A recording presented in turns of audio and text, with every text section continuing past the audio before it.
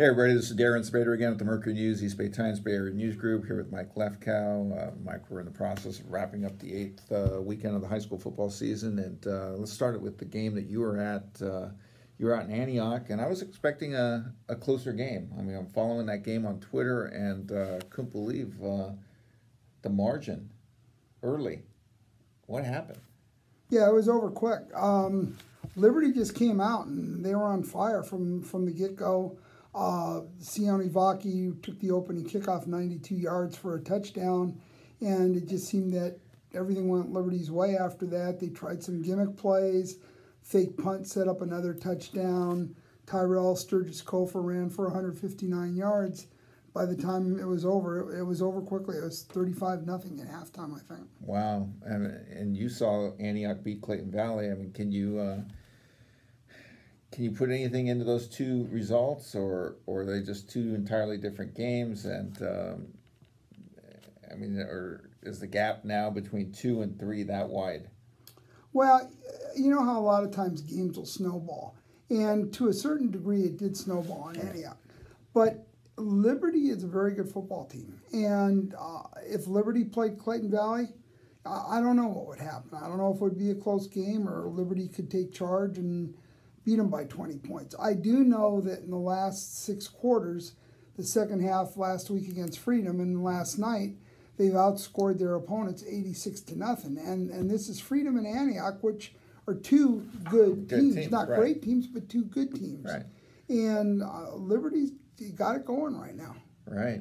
I was out in Mountain View, and I expected it to be low scoring, especially with St. Francis lost his quarterback to a torn ACL. I get out there and find out that their running back was not going to play, ill, I believe.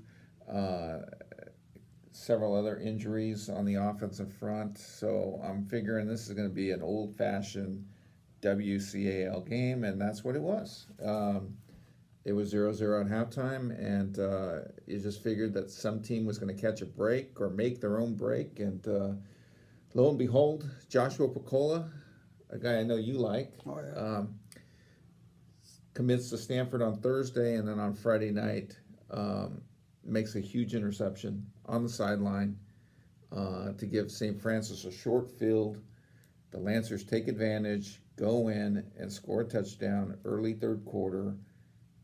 And that's all the points they needed to beat Valley Christian. They win 7-3. They pick off 3 passes in the second half, including one in the final minute that iced the game as Valley Christian was trying to make a last-minute comeback. So a 7-3 win for St. Francis. Huge win for the Lancers as they try to win the WCAL title. What do you think? Was that what you expected? 7-3? I didn't expect 7-3. To be honest with you, if I had known that St. Francis was as banged up as it was, I didn't know that much about the offensive front, but I would have thought Valley Christian would have won that game. I mean, St. Francis did a terrific job in winning that game. I mean, they've got Picola on defense. They got a Petty Fangupo. They got Evan Williams on the corner. He guided Skylar Levin Black the whole game, or most of the game. Yeah, I mean, you got stars on defense, and St. Francis likes to play defense, likes to play conservatively on offense, takes chances when the opportunity presents itself, and they got a big win. Well, yeah, I mean, they've got a lot of good players on defense, but Valley Christian is a good team, and this is a huge victory, I think, for St. Francis, and it says something about that team. Right. And I mean, I was very impressed by that victory last night. Not even considering the score, the fact that they came in that banged up and they did what they had to against a good team to win. Right. They deserve a lot of credit. And now Valley, its Catholic League hopes now hinge on going home next week after a tough loss, and they get Serra at home. And they have to win that game, or they're not going to win the WCAL.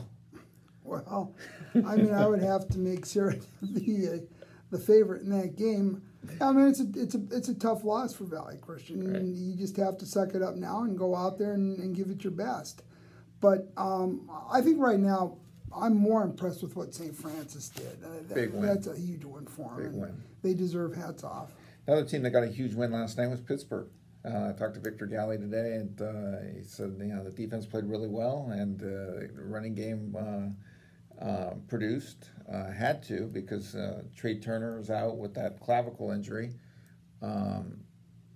Victor Galley wasn't sure or isn't sure if Trey Turner will be back in 2 weeks, and they got a slightly big game, I guess, in 2 weeks, huh? After their bye week.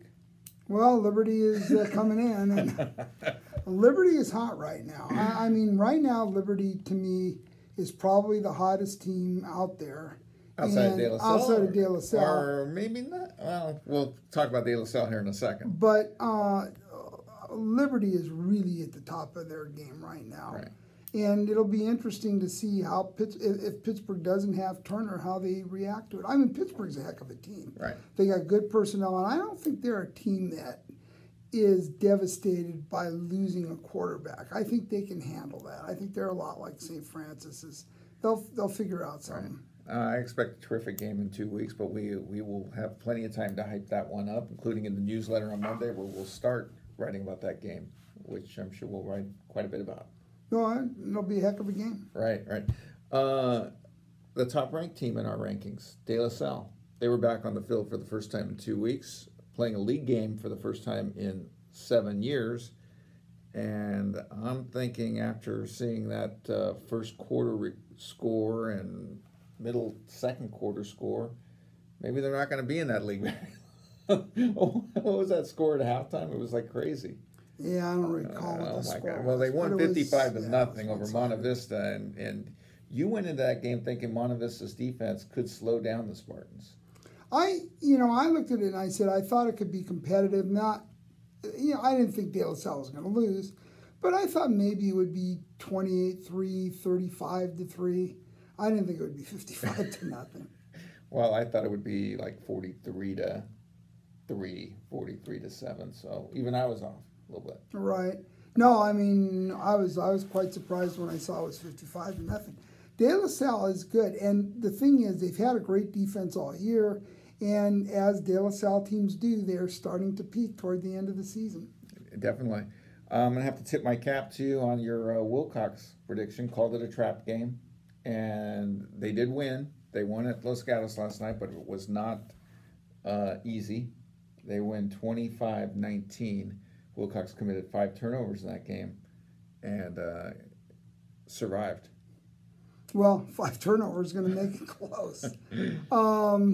Yeah, I mean, I just think that teams like Los Gatos and Palo Alto and Wilcox and maybe even Milpitas, they're all fairly evenly bunched, and you just can't take anything for granted. I mean, that's kind of a fun league because I think the better teams are all pretty balanced, and you go into somebody else's stadium, and sometimes things don't work the way you expect. But they still won.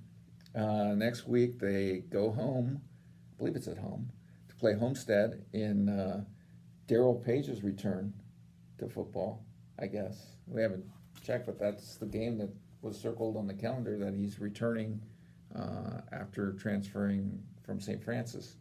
So, but Homestead's had some rough times on the field, and including last night, Milpitas beat them, I believe, 42-14?